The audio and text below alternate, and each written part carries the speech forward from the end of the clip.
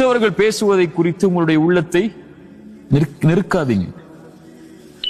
அல்லாஹ்ட்ட ஒப்படைச்சிருங்க, அமைதியா இருந்துருங்க. அல்லாஹ் உங்களை பாதுகாத்து கொண்டே இருப்பான் அவனிடத்தில் நீங்க போயிட்டீங்கன்னா. சரியா?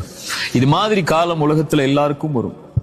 அந்த இருள் வாழ்க்கையில் என்னைக்காவது ஒரு நாள் சூழும். இந்த உலகம் நமக்கு புரிய ஆரம்பிக்கும், மனிதர்கள் புரிய ஆரம்பிப்பாங்க, மனிதர்களுடைய நடவடிக்கைகள் புரிய ஆரம்பிக்கும், மனிதர்களுடைய உண்மை முகங்கள் புரிய ஆரம்பிக்கும். மனிதன் பின்னாடி எப்படி நடந்துப்பான், முன்னாடி எப்படி நடந்துப்பான், அவனுடைய வார்த்தைகள் எப்படி இருக்கும். எங்க நீங்க இருந்தாலும், எந்த சூழ்நிலையில இருந்தாலும், எந்த மனிதர்கள் உங்களை கைவிட்டாலும், இந்த உலகமே உங்களை அங்கீகரிக்கவில்லை என்றாலும், அல்லாஹ் உங்களோடு தான், உங்களுடைய நிலைக்காகத்தான் அல்லாஹ் உங்களோட இருப்பான். எங்க இருந்தாலும், எந்த சூழ்நிலையில் இருந்தாலும் அல்லாஹ் வந்துரு யா அல்லான்னு கேட்டா போதும்.